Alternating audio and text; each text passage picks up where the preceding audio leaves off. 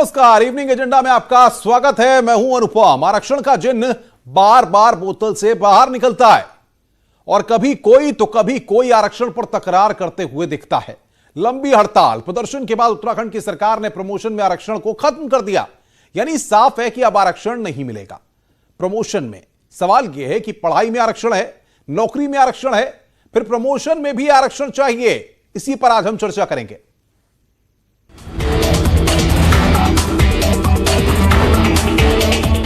2 मार्च से आंदोलन पर अड़े जनरल ओबीसी कर्मचारियों की हड़ताल खत्म हो गई है, क्योंकि सरकार ने प्रमोशन में आरक्षण को खत्म कर दिया है। जी हां, जो मांग कर्मचारी लंबे समय से कर रहे थे उसे उत्तराखंड सरकार ने मान लिया है और साथ ही साथ प्रमोशन में लगी रोक को भी सरकार ने हटा दिया है। राज्य सरकार ने इसे लेकर आदेश जारी कर दिए हैं, जिसे कर्मचारियों की बड़ी जीत माना जा रहा है। सरकार के फैसले के बाद कर्मचारियों ने जश्न मनाया और काम पर लौटने का भी ऐलान कर दिया। सरकार को मैं धन्यवाद ज्ञापित करूंगा कि सरकार ने कर्मचारियों की इस पीड़ा को समझा और माननीय उच्चतम न्यायालय के सम्मान में जो आदेश निकाला है, निश्चित रूप से सरकार इन तमाम कर्मचारियों की एक बड़े वर्ग की बधाई की पात्र है, धन्यवाद की पात्र है और इन्होंने हमारी पीड़ा को समझा। उत्तराखंड में जो जनरल ओबीसी ने लड़ाई लड़ी है, जिसके साथ हम घटक संघ हैं, हम उनका धन्यवाद करते हैं। उन्होंने बहुत बड़ी लड़ाई लड़ी है। उन कर्मचारियों को बहुत बहुत धन्यवाद। राजकीय कर्मचारियों का, परिषद के कर्मचारियों का, निगम के कर्मचारियों का, सभी कर्मचारी इसमें सम्मिलित थे। असल में सुप्रीम कोर्ट ने प्रमोशन में आरक्षण देने या फिर नहीं देने का फैसला राज्य सरकार पर छोड़ा था, जिसके बाद से ही कर्मचारी आरक्षण खत्म करने की मांग कर रहे थे और 2 मार्च से बेमियादी हड़ताल शुरू कर दी। अब इस फैसले को राज्य के हित में बताया गया है। प्रमोशन में आरक्षण न सिर्फ उत्तराखंड बल्कि यूपी और अन्य राज्यों में भी खासा विवाद का विषय रहा है। ऐसे में अब उत्तराखंड ने आरक्षण खत्म करने का बड़ा फैसला लिया है, तो अन्य राज्यों में भी इसका असर देखा जा सकता है। देहरादून से किशोर रावत, न्यूज़ 18। तो अन्य राज्यों में भी इसका असर देखा जा सकता है क्या? यह भी अपने आप में एक बड़ा सवाल है। लेकिन नौकरी में आरक्षण तो प्रमोशन में क्यों? इसी पर आज हम चर्चा करेंगे। हमारे साथ कुछ खास मेहमान बने हुए हैं। देवेंद्र भसीन प्रवक्ता है उत्तराखंड बीजेपी के, वो हमारे साथ जुड़ रहे हैं। दौलत कुंवर दलित नेता है, वो हमारे साथ इस चर्चा में जुड़ रहे हैं। अरुण पांडे कार्यकारी अध्यक्ष हैं राज्य कर्मचारी संयुक्त परिषद के, वो हमारे साथ जुड़ रहे हैं। दौलत जी, सबसे पहले आपके पास आऊंगा। आज जिस तरीके से सरकार ने फैसला लिया है, इस पर आपका रिएक्शन क्या है? पहला देखिए सर, विनाशकालीन विपरीत बुद्धि। जिस तरीके से जो प्रमोशन में आरक्षण का जो मुद्दा सुप्रीम कोर्ट में गया था जी, और सुप्रीम कोर्ट ने राज्य सरकार को कहा कि राज्य सरकार डिसाइड करे कि किस तरीके से जो है प्रमोशन में आरक्षण देना या नहीं देना है। उसके बाद ये मामला दिल्ली पार्लियामेंट में भी उठा, क्योंकि अन्य राज्यों में प्रमोशन में आरक्षण है। तो मैं तो ये देख रहा हूँ कि त्रिवेंद्र रावत जी का जो कद है शायद मोदी जी से भी बढ़ के है। मोदी जी के लिए मोदी जी ने वो फाइल दिल्ली मंगाई जब ये चर्चा हो रही थी कि त्रिवेंद्र रावत जी को बदला जा सकता है, तो पीएमओ ने फाइल दिल्ली मंगाई थी कि प्रमोशन में आरक्षण हो। दौलत साहब बताइए, साफ करिए। उत्तराखंड की जनता भी सुनना चाहती है आपको और देश भी सुनना चाहता है। देखिए सर, ये जो मामला है पिछले 4000 साल की स्थिति है। 4000 साल से एक वर्ग को किस तरीके से दबाया गया, किस तरीके से उस वर्ग के साथ में अन्याय हुआ है। जब उनको नौकरी लगती है तो नौकरी लगने के बाद आप उत्तराखंड को ही देख लीजिए, 2012 से लेकर अभी तक प्रमोशन में आरक्षण नहीं मिला है। तो ये एक जो मामला है ये संवैधानिक अधिकार है। पांडे जी, आप सहमत हैं दौलत कुंवर की बातों से? तो बड़ी अरुण पांडे, आप सहमत हैं जो ये बात कह रहे हैं कि वाकई में अब वक्त है प्रमोशन में आरक्षण का? सरकार का फैसला गलत है?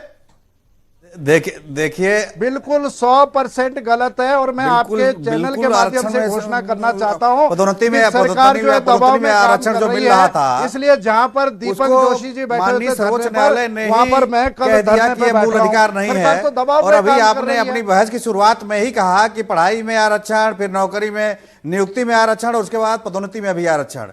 हर जगह आरक्षण आखिर क्यों चाहिए? पढ़ाई में सरकार सुविधा दे रही है, ट्रेनिंग दे रही है, सारी व्यवस्थाएं दे रही है। उसके बाद आपको नियुक्ति में आरक्षण सरकार दे रही है। उसके बावजूद यदि आप पदोन्नति में आरक्षण चाहते हैं तो आप तो जब एक बार नियुक्त हो जाते हैं, राजकीय सेवा में आ जाते हैं, उसके बाद आप समान हो जाते हैं, आपको समान अधिकार मिलते हैं, आपको समान वेतन मिलता है, समान आपके दायित्व होते हैं। इसके बावजूद यदि आपको आरक्षण क्यों चाहिए, मेरी समझ में ये बात नहीं आती है। पूरे नहीं, मैं आ रहा हूँ दौलत साहब, रुकिए, मैं आ रहा हूँ आपके पास। अरुण पांडे जी आपके पास आ रहा हूँ। बीजेपी से हमारे साथ देवेंद्र भसीन है, प्रवक्ता है सरकार बीजेपी की उत्तराखंड में। भसीन साहब, इतना बताइए, क्या जो जनरल और ओबीसी वाले हड़ताल कर रहे थे 2 मार्च से, उनके दबाव के चलते सरकार को यह फैसला लेना पड़ा या काफी मंत्रणा हुई है, उसके बाद आपने ये रोक हटाई और प्रमोशन में आरक्षण को खत्म किया? सरकार की क्या रणनीति थी? देखिए, मैं 2 बातें कहना चाहूँगा। एक तो जो अभी निर्णय हुआ वो किसी दबाव में नहीं हुआ है, और हम इस बात को बार बार कहते रहे कि माननीय उच्चतम न्यायालय ने जो निर्णय लिया उस पर सरकार पूरा वैधानिक तौर पर मंथन कर रही है, और उसके बाद जो उचित निर्णय होगा लिया जाएगा। और ये मामला सन 2012 में भी ऐसा ही था, प्रमोशन में आरक्षण की स्थितियां नहीं थी, लेकिन बाद में कांग्रेस सरकार ने खुद ही उसमें कुछ गड़बड़ करी। खैर, अब आज जो निर्णय हुआ अपने आप में बहुत महत्वपूर्ण हुआ है। और एक दूसरी बात जो मैं कहना चाहूँगा, और दौलत जी की बात से मैं इस रूप में सहमत भी हूँ कि जो आरक्षण का अधिकार है वो केवल प्रमोशन को छोड़ दीजिए आप, लेकिन जो सामान्य संवैधानिक आरक्षण का जो अधिकार है वो निश्चित तौर पर उनका संवैधानिक अधिकार है। और जिस समाज को पीड़ा सहनी पड़ी है उसको हमारे संविधान निर्माताओं ने और डॉक्टर बाबा साहब अम्बेडकर ने आरक्षण की व्यवस्था दी थी। तो फिर ये क्यों कदम उठाया गया? जब आप इस तरह की बात करें तो फिर एक कदम क्यों सरकार ने उठाया है? नहीं, देखिए, आगे सुनिए, 2 बातें हैं ना। एक संवैधानिक व्यवस्था है, एक देश काल परिस्थिति की व्यवस्था है। उच्चतम न्यायालय में जब मामला गया तो उन्होंने इस बात को माना कि संवैधानिक अधिकार नहीं है कि प्रमोशन में भी आरक्षण हो। उन्होंने तो आपके पाले में गेट डाल दी थी। तो वसीम साहब, सुप्रीम कोर्ट ने तो आपके पाले में गेट डाली थी। देखिए, मैं कह रहा हूं ना आपसे, मैं यही तो कह रहा हूं आपसे कि जो संवैधानिक आरक्षण है हम उसके पक्ष में हमेशा रहे हैं और रहेंगे। लेकिन जहां तक ये प्रमोशन का मसला था, इस कुंवर साहब, आप सहमत हैं वसीम साहब की बात से? सरकार के तरफ से आप सहमत हैं?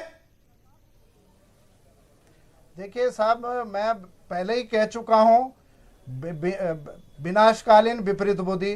त्रिवेंद्र रावत जी मोदी जी से बड़े बन चुके हैं। मोदी जी से अगर वो बड़े बन रहे हैं तो ये निश्चित मान लीजिए कि जिस तरीके का हाल इनका अन्य राज्यों में हुआ है वो हाल इनका उत्तराखंड से हर एजेंडा शुरू करते हैं कि सरकार नाम की कोई चीज नहीं है उत्तराखंड में, केवल अधिकारियों के दबाव पर संवैधानिक हनन किया गया है। ये बड़ा दुर्भाग्य है, इसकी कीमत पूरा देश देख रहा है, पूरा देश देख रहा है। और मैं आपको चैनल से, आपके चैनल के माध्यम से बता रहा हूं, लेकिन सवाल ये खड़ा होता है कि जब आपको नौकरी में आरक्षण मिला हुआ है तो प्रमोशन में आरक्षण की बैसाखी की जरूरत क्यों है? पांडे जी, क्या वाकई में आरक्षण की बैसाखी की जरूरत प्रमोशन में लगती है आपको? सर, प्रमोशन में आरक्षण बिल्कुल नहीं। देखिए, इसीलिए माननीय सर्वोच्च न्यायालय ने संविधान में स्पष्ट रूप से फैसला किया कि पदोन्नति में आरक्षण मूल अधिकार नहीं है। और एक बात मैं और स्पष्ट कर दूं आपसे कि पहले जब पदोन्नति में आरक्षण था उस पर भी सर्वोच्च न्यायालय ने ही निर्णय दिया था, और उत्तर प्रदेश सरकार ने इस पे नियमावली बना करके वहां पे जो लोग 97 से जो पदोन्नति प्राप्त कर चुके थे पदोन्नति में आरक्षण का, उनको उन्होंने रिवर्सन कर दिया, उनको रिवर्ट कर दिया। लेकिन उत्तराखंड में हम लोग शांत रहे। मैं आपको बताना चाहता हूं कि आप लोगों ने दबाव में लाकर को मानते हुए की सरकार कोई चुनी हुई सरकार नहीं है, ये दबाव में आई हुई सरकार है। इसका मतलब मैं आपके बीच में नहीं बोला। कुंवर साहब, आप मुझे बोलने दीजिए। देखिए, मैं आपके बीच में नहीं बोला। दबाव में ये देखिए, इस तरह से बहस नहीं हो सकती है। पांडे जी बोलिए, आप अपनी बात सुन लीजिए। मैं ये कह रहा हूं कि जब माननीय उच्च न्यायालय ने हमारे कि सरकार अगर दबाव में काम कर रही है, माननीय उच्च न्यायालय ने हमारे फेवर में 2012 में फैसला दिया, तब हमने सरकार से कहा कि देखिए, उच्च न्यायालय का निर्णय आ चुका है, अब एक विधिक व्यवस्था बन गई है और हमारा अधिकार हमको दीजिए। और सरकार ने हमारी बात मानी और विधिक व्यवस्था को लागू किया।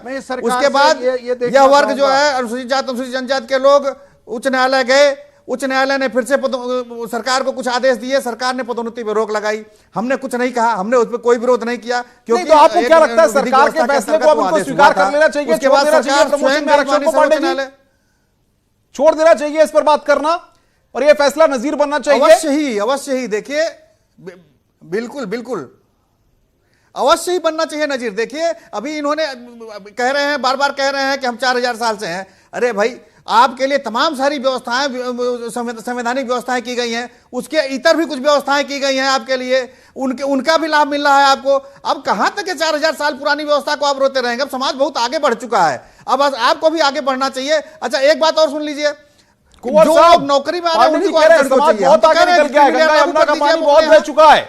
अब तो इस बदलाव के लिए आप लोग तैयार होंगे? देखिए सर, उनको प्रमोशन में आरक्षण होगा तो तब वो ऊपर जाएंगे, तभी तो उनके पद खाली होंगे, तभी तो नए लोग उनकी जगह जाएंगे। पांडे जी, ये तो सबके साथ है, ये तो सबके साथ है। देखिए, जब जब नीचे से प्रमोशन होगा ऊपर आएंगे तभी तो होगा। और संवैधानिक व्यवस्था के अंतर्गत एक नियम बनाया गया है कि इतने पद आरक्षित वर्ग को नियुक्ति में दिए जाएंगे। वो पद आज भी दिए जा रहे हैं, तो इसमें हमको कोई रोक नहीं है, हम तो कहीं नहीं इसका विरोध कर रहे हैं। हाँ, जो व्यवस्था बनी है, अब एक सर्वोच्च न्यायालय के निर्णय के आधार पर राज्य सरकार ने कोई निर्णय लिया है और उस पर भी यदि आपको परेशानी है तो उसके लिए हम क्या कर सकते हैं? दौलत कुंवर बताइए, अब आपका कदम क्या है? एसटी कर्मचारी एसोसिएशन का स्टैंड क्या है? क्या सरकार के फैसले के खिलाफ जाकर के खड़ी होगी?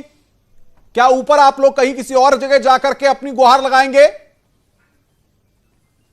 मैं आपके चैनल के माध्यम से बता चुका हूं और आपका चैनल पूरा दुनिया देखता है जी। मैं बता रहा हूं कि कल जहां पर दीपक जोशी ने धरना दिया है, मैं उसी जगह धरने पे बैठ रहा हूं, अनिश्चितकालीन धरने पे बैठ रहा हूं अपने साथियों के साथ में, कि ये संवैधानिक हत्या का शुरुआत है। वसीम साहब बोलिए, कल से आपके लिए फिर चुनौती आने वाली है। अभी एक चुनौती से आप निपटे हैं, कल से फिर एक और चुनौती। भाजपा वालों को इसकी कीमत चुकानी पड़ेगी, ये मैं आपके चैनल के माध्यम से बता रहा हूँ। पूरी चुनौती सरकार को जवाब दीजिए।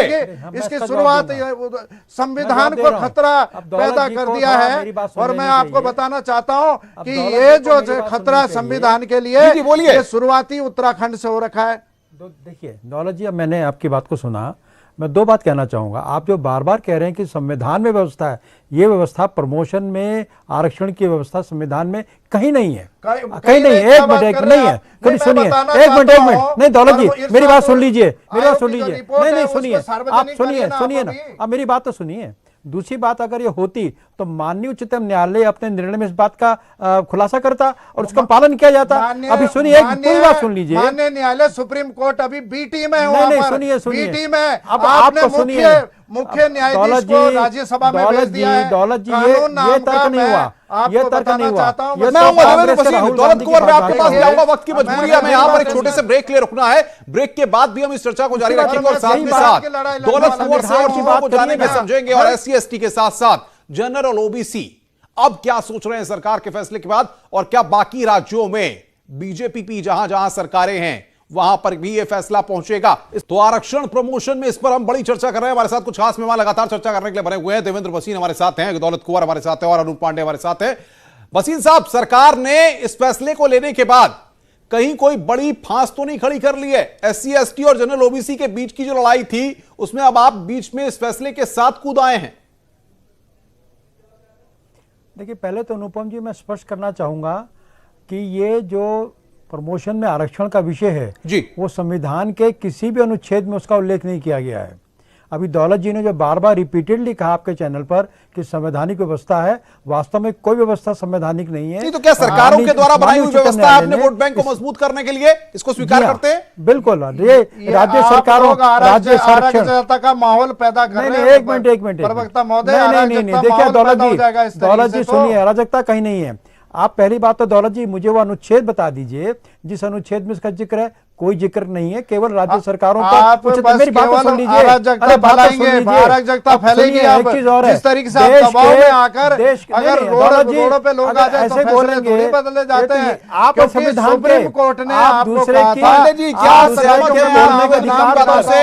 अभी हरियाणा ने हस्तक्षेप कर रहे हैं। देखिए, आपने संविधान की हत्या शुरू कर दी है, आपने संविधान की हत्या शुरू कर दी है। आप तो मेरे बोलने के अधिकार को बाधित कर रहे हैं। आपको देख रहे हैं, आपको देख रहे हैं बोलने के अधिकार को बाधित कर रहे हैं। आपने दिल्ली में झाड़ू खाया, उसी तरीके से मैं रोकूंगा आपको। देवेंद्र भसीन रुकिए, मैं राजनीति, दलित कुंवर रुकिए, अरुण पांडे राजनीति। आपको लगता नहीं कि आपको जाहिर तौर पर सरकार के इस फैसले से खुशी हुई है, लेकिन SC ST वर्ग और एसोसिएशन अब इससे नाराज होगी। ऐसे में आने वाले वक्त में काम तो उत्तराखंड में ही प्रभावित होगा। जिस तरीके से दौलत कुंवर धमकी दे रहे हैं, चेतावनी दे रहे हैं, चुनौती दे रहे हैं सरकार को।